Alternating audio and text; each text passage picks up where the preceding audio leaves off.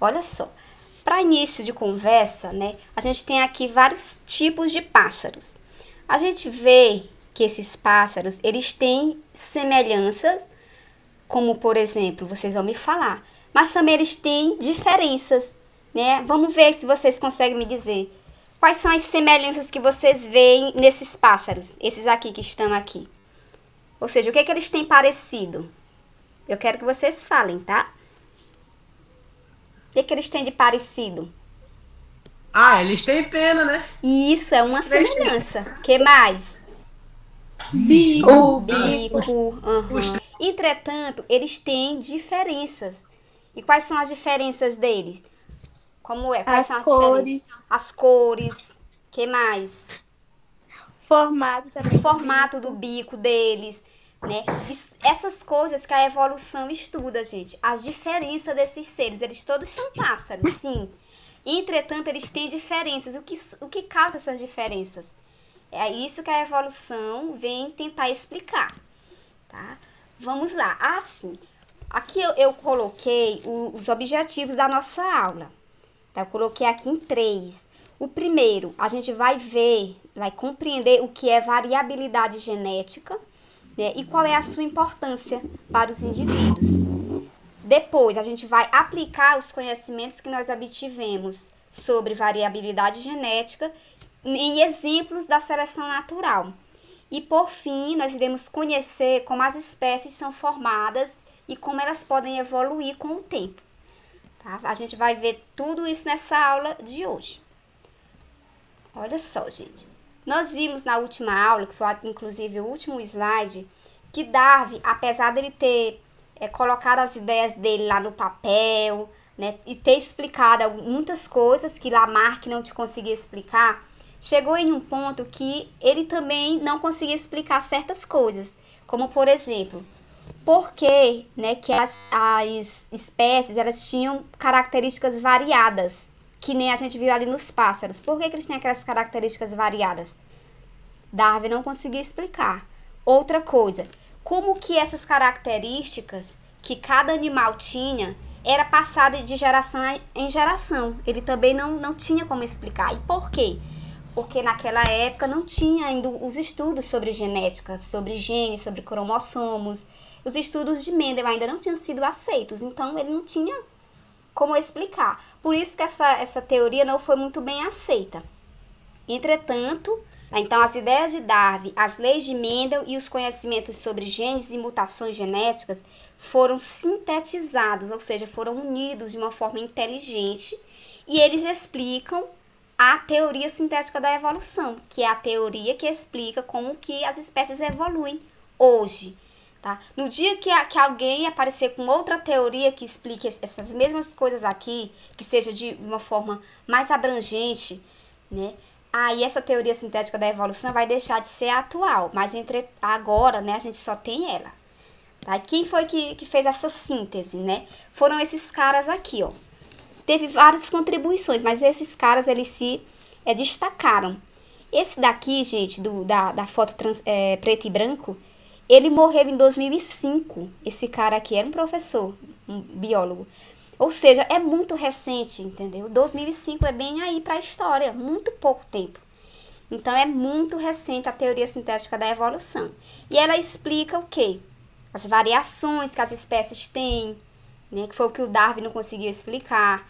São como essas variações são transmitidas ao longo do tempo e como que uma espécie ela evolui. Muito bem.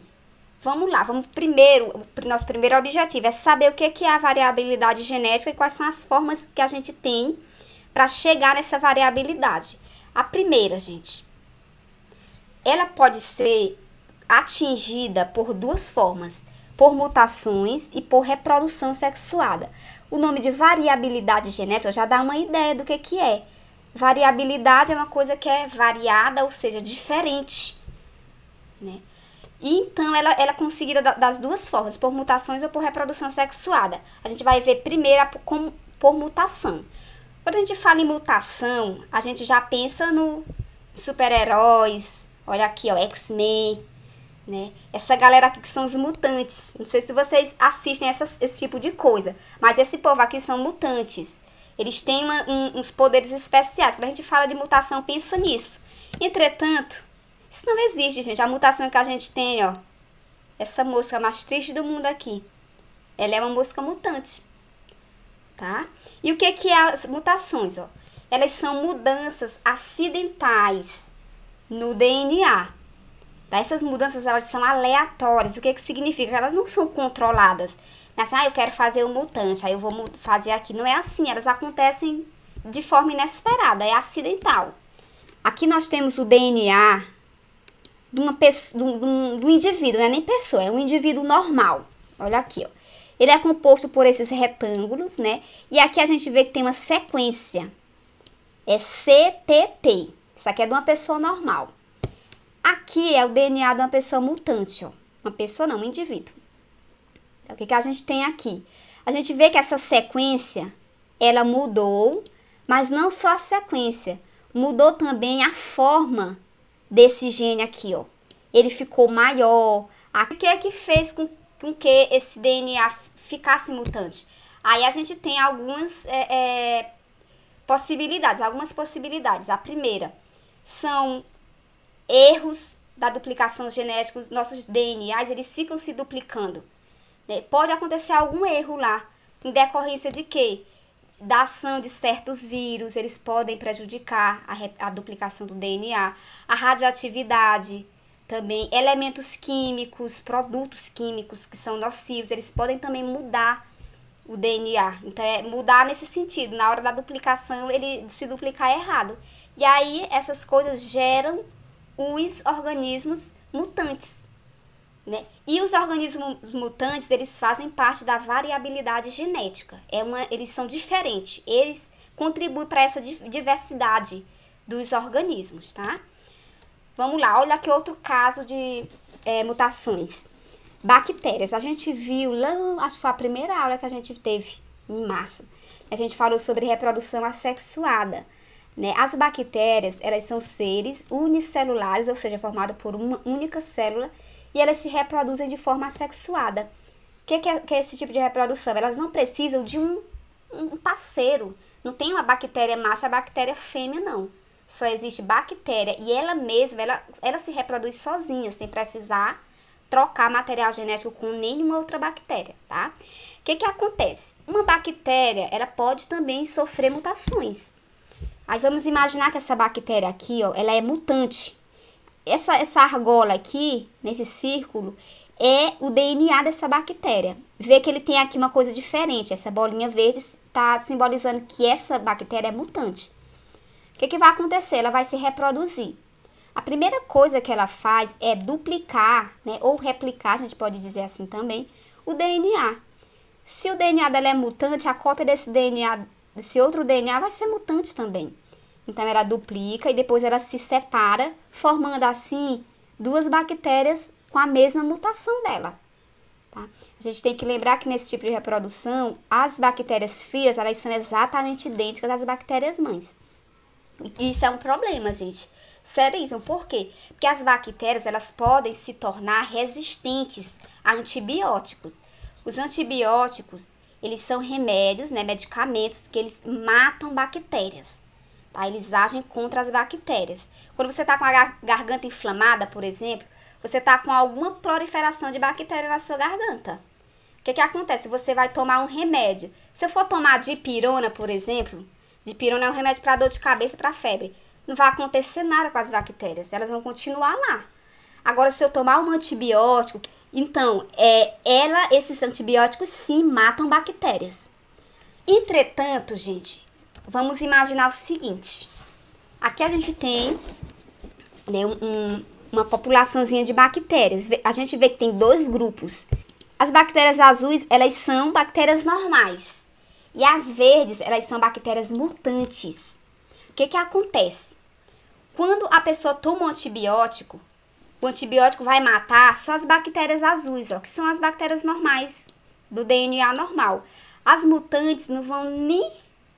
O antibiótico não faz efeito nelas. que vai acontecer? Essas bactérias mutantes, elas podem se reproduzir. Esse é o objetivo da vida das bactérias. É se reproduzir. Se elas encontram um meio que propicia isso, elas começam a se reproduzir, ó, direto. E aí, ó, as bactérias mutantes se reproduzem e a pessoa que é dona dessa bactéria aqui, né, se ela tiver numa pessoa, ela pode tomar um antibiótico. Se ela tomar o mesmo antibiótico aqui que matou essas, ó, ele não vai fazer efeito na bactéria mutante. Não faz efeito. E o que a pessoa tem que fazer? Ela tem que tomar um antibiótico mais forte, diferente daquele. Que aí talvez consiga matar essa bactéria. Esse processo aqui, ele é muito sério, que é a produção de bactérias resistentes ou superbactérias. É por isso que a gente não deve estar tomando antibiótico sem a orientação médica, porque se você fica tomando antibiótico sem a orientação médica, tu pode produzir bactérias, superbactérias em você. Que é um antibiótico muito comum. Deixa eu ver se eu me lembro dele. Tetraciclina é um antibiótico muito comum.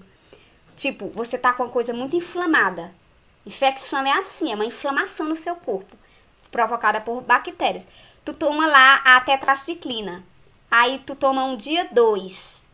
Aí tu ficou bom. Que na mesma hora acaba, porque mata as bactérias. Só que você não pode parar de tomar esse remédio. Tu tem que tomar ele durante 7 dias, mesmo que já tenha passado. Mesmo que você não esteja mais sentindo nada inflamado em sua garganta, em seu corpo.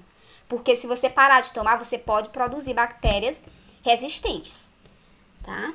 E, gente, elas passam, as mutações, não só nas bactérias, mas mutações em gerais, elas são passadas para os filhinhos, de geração em geração. Então, uma mãe que é uma bactéria mãe, que é resistente, os filhos delas também vão ser resistentes, tá? Muito bem. A outra parte, né, que contribui para a variabilidade genética é a reprodução sexuada. Né, que essa daí produz novas combinações. A gente pode ter aí vários tipos de combinação. Por quê? Porque a gente vai misturar material genético do pai e da mãe. Então, aí tem uma grande possibilidade de ter indivíduos diferentes entre si. A gente tira pelos nossos irmãos, né? Quem tem vários irmãos, a gente é parecido. Nós somos parecidos. Eu e meus irmãos, por exemplo. A gente tem, tipo, tem o nariz parecido, né? Pode ter a boca parecida, mas a gente nunca é igual. A não ser que você seja gêmeo, né? Idêntico. Mas caso não seja, a gente não é igual ao nosso irmão. Nós somos parecidos. Isso é variabilidade genética. É ter vários indivíduos com características diferentes, né? E isso acontece no caso da reprodução sexuada por conta da troca de material genético da mãe e do pai. Então, a reprodução sexuada contribui para a produção de diferentes organismos, de diferentes pessoas, de diferentes animais, de diferentes plantas e etc. E essas diferenças, gente, dos organismos, né, elas garantem a maior chance de sobrevivência e também contribuem para a seleção natural. Imagine só, se nós todos fôssemos iguais, todo mundo igual. Não, vamos pegar aquele exemplo lá do ratinho, aqueles ratinhos que eu mostrei pra vocês, que um era escuro e o outro claro. Eles têm ali uma variabilidade genética, que é a cor, né? Um é escuro e o outro clarinho. Vamos imaginar que fossem todos pretos, né? Naquele ambiente que é cor da terra, lá marronzinho. O que ia acontecer se esses organismos são todos iguais? A corujinha, ela ia ver todos eles, elas iam comer todos eles. Então, eles não iriam contribuir para a seleção natural. Eles iam desaparecer, todos eles.